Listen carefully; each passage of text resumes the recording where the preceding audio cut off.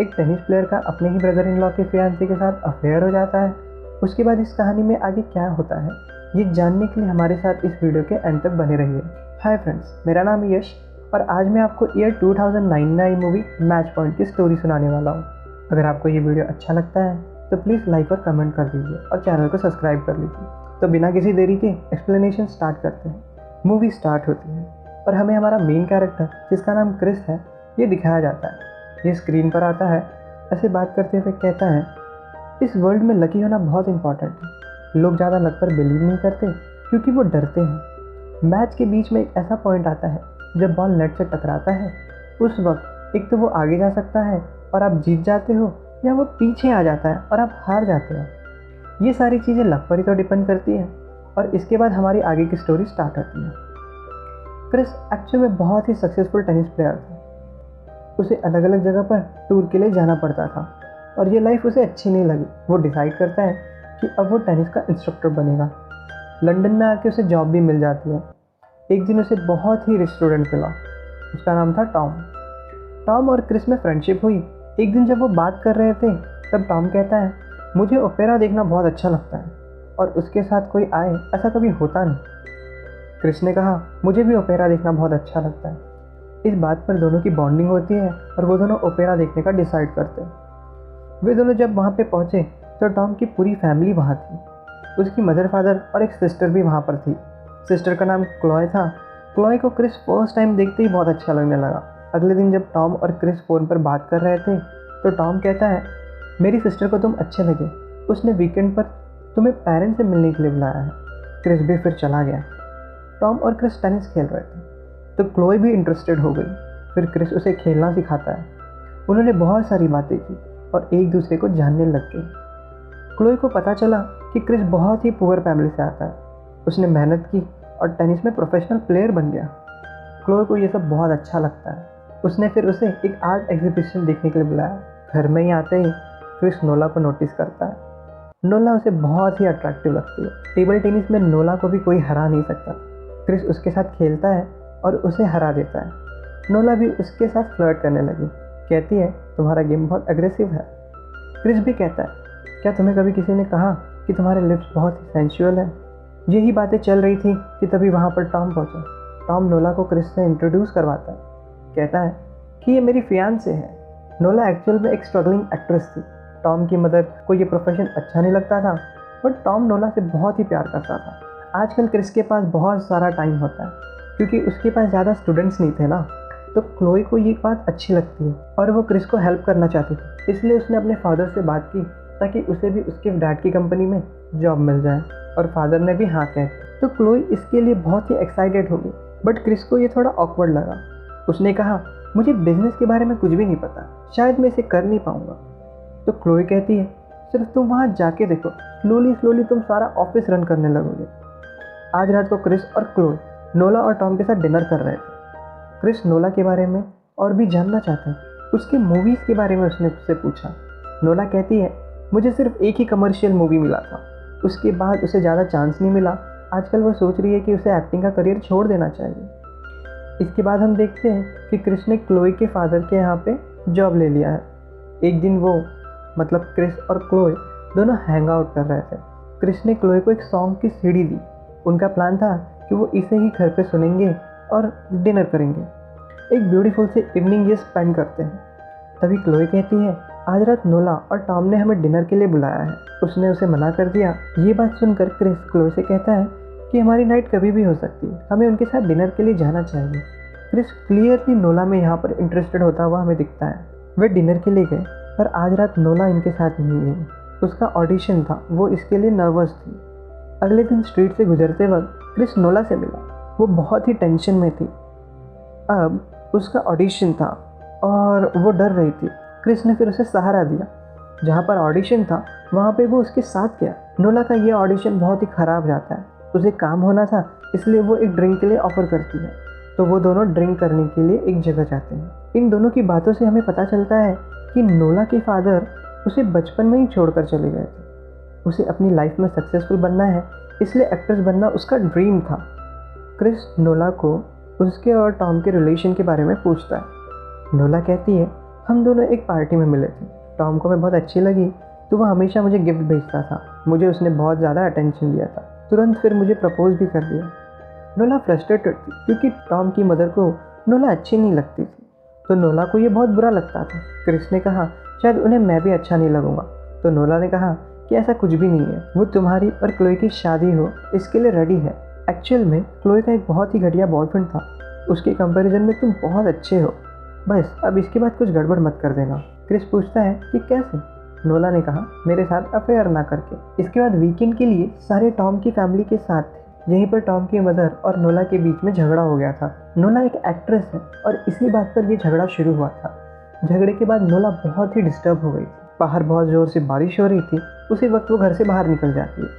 Chris ने उसे देखा और उसके पीछे पीछे वहाँ पर आया, उसके पास आ गया। नोला कहती है ये अच्छा आइडिया नहीं है, हम कुछ भी गलत नहीं कर सकते। उन्होंने फिर किस कर लिया।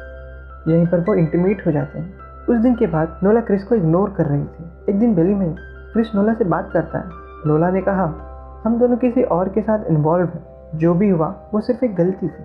इसके बाद क्रिस ने डायरेक्टली क्लोई के साथ शादी कर ली। फिर एक ब्यूटीफुल सा घर देखने के लिए ये आए हुए थे। क्रिस कहता है कि शायद हम इसे अफोर्ड नहीं कर सकते। क्लोई कहती है मेरे फादर हमें हेल्प करेंगे। इसके बाद थोड़े दिन गुजर गए। क्रिस और टॉम जब टेनिस खेल रहे थे तब क्रिस को पता चला कि टॉम ने नोला को छोड़ दिया है।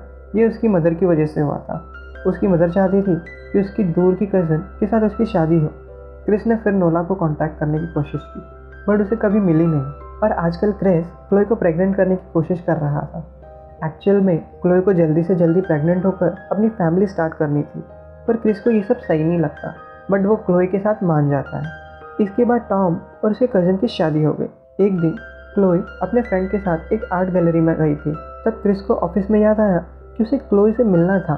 जब वो आर्ट गैलरी जा रहा था तब वो नोला से मिला। नोला थोड़े दिनों के लिए इस टाउन से चली गई थी, पर अब वो वापस आ चुकी है। तब क्रिस उसे पूछता है तुम कहाँ रहती हो, क्या हम मिल सकते हैं? नोला ने कहा तुम्हारी शादी हो चुकी है, ये सब बातों का पॉइंट क्या है? तभी वहाँ पर क्लोई आ गई। क्लोई नोला से वो कैसी है इसके बारे में पूछती है। उसे बात करना ज़रा ऑकवर्ड लग रहा था, इस वजह से वो वहाँ से चली गई। क्रिस नोला से कहता है प्लीज़ तुम मुझे अपना फ़ोन नंबर बता दो। नोला अभी सोच ही रही थी और उसने फिर बता दिया। इसके बाद एक दिन वो दोनों डायरेक्टली इंटीमेट हो गए। हमेशा क्रिस नोला के घर पर ही आता था। नोला की नेबर एक ओल्ड विमन थी, उसे भी वो जानने लग गया था। एक दिन जब क्रिस और क्लोई एक साथ डिनर कर रहे थे तभी क्रिस का एक फ्रेंड उसे मिलता है। उसने कहा एक स्ट्रीट पर मैंने तुम्हें चलते हुए देखा था, मैं तुम्हें आवाज़ लगा ही रहा था। ये जो स्ट्रीट है वो नोला के घर के पास ही था। क्रिस फिर कहता है कि वो मैं नहीं था, तुम्हें कुछ गलतफहमी हो गई होगी। बट उसका फ्रेंड बहुत ही श्योर था। क्लोई ने इस बात को ज़्यादा सीरियसली नहीं लिया, इस वजह से क्रिस को भी कोई प्रॉब्लम नहीं हुई। अब बहुत सारे दिन हो गए थे और नोला और क्रिस अभी भी मिल रहे थे। क्रिस ने नोला से कहा कि वो अपने मैरिज लाइफ में खुश नहीं है, वो क्लोई को छोड़ देगा, बट अब तक उसने छोड़ा नहीं। क्लोई को इन सब के बारे में पता ही नहीं था, तो नोला इस वक्त बहुत ही चिढ़ गई थी। क्रिस कहता है कि मैं क्लोई को जल्द से जल्द सब बता दूंगा। वो 3 दिनों के लिए फिर पूरी फैमिली के साथ एक वीकेंड पर आ गया। यहीं पर उसे नोला का कॉल आता है। वो बहुत ही डिस्टर्ब थी क्योंकि वो चाहती थी कि क्रिस अभी के अभी उससे मिले। यहाँ पर क्रिस ने काम का बहाना बनाने की कोशिश भी की, पर क्लोई नहीं मानी और क्रिस को वहीं रुकना पड़ा। रात में नोला ने क्रिस को फिर से कॉल किया और वो कहती है कि मैं प्रेग्नेंट हूँ और उसे क्रिस की ज़रूरत है। क्रिस फिर अगले दिन उससे मिलता है। वे केयरफुल नहीं थे, इस वजह से नोला प्रेग्नेंट हो गई। नोला ने उससे समझाया कि ये हमारे लिए और एक चांस है, तुम क्लोई को डाइवोर्स दे दो और हम दोनों हमारी न्यू लाइफ स्टार्ट करेंगे। इसके बाद क्रिस बहुत ही टेंशन में आ गया। ये बात क्लोई ने नोटिस की। क्लोई को लगा कि वो प्रेग्नेंट नहीं हो रही है, इसकी वजह से क्रिस इस तरीके से बिहेव करता रहता है। क्रिस उसे कहता है कि ऐसा कुछ भी नहीं है, उसने उससे गले लगा दिया। अब नेक्स्ट वीक में क्रिस अपने एक फ्रेंड के साथ बात कर रहा था। जो भी क्रिस के लाइफ में चल रहा था उसने वो सब बता दिया। क्रिस ने नोला को अवॉइड करने के लिए कहा कि 1 मंथ के लिए हम सारी फैमिली वेकेशन पर जा रहे हैं, हम जब वापस आ जाएंगे तब मैं क्लोई को सब कुछ बता दूंगा। पर ऑलरेडी ये वेकेशन कैंसिल हो चुका था। एक दिन जब क्लोई के फादर इन्हें मिलने के लिए आए तब क्रिस को एक बड़ा सा प्रमोशन दे दिया जाता है। नोला ने क्रिस को कॉल करने की बहुत कोशिश की बट वो इग्नोर कर रहा था। एक दिन जब वो चेक करने के लिए क्रिस के ऑफिस के बाहर आ गई तो क्रिस को बाहर आता देख वो बहुत ही गुस्से में आ जाती है। उन दोनों में एक फ़ाइट होती है। क्रिस कहता है कि हम जल्दी आ गए, आज मैं तुम्हें कॉल करने ही वाला था। नोला कहती है अगर तुम अपनी वाइफ से बात नहीं कर सकते तो मैं खुद ही जाकर सब बता देती हूँ। अब क्रिस बहुत ही बड़े ट्रबल में था क्योंकि उसे हमेशा ये डर लगा रहता था कि क्या होने वाला है। रात में भी उसे नींद नहीं आती थी। उसके फादर इन लॉ हमेशा ही हंटिंग करते थे तो बहुत सारी गन उनके पास पड़ी रहती थी। एक दिन क्रिस जाकर एक गन चोरी कर लेता है। रात में जब क्लोए और क्रिस एक साथ थे तो क्लोए को एक चीज़ मिली क्रिस के बैग में। उसने बैग खोली पर क्रिस जल्दी से उससे बैग ले लेता है। उसमें गन थी। वो कहता है कि कल हम दोनों एक प्ले देखने के लिए चलते हैं। क्लोए फिर एक्साइटेड हो गई। अगले दिन क्रिस ने नोला को कॉल किया और कहा कि मैंने क्लोए को सब कुछ बता दिया है, कल शाम 7 बजे हम तुम्हारे घर पर मिलते हैं। अगले दिन फिर क्रिस 1 घंटे पहले ही नोला के घर पे पहुंच गया था। नोला की नेबर, वो जो ओल्ड विमेन थी, उनके डोर को वो नॉक करता है। क्रिस ने कहा कि हमारी केबल नहीं चल रही है, मैं देखना चाहता हूँ कि आपकी चल रही है या नहीं। घर में आने के बाद क्रिस ने गन को रेडी किया।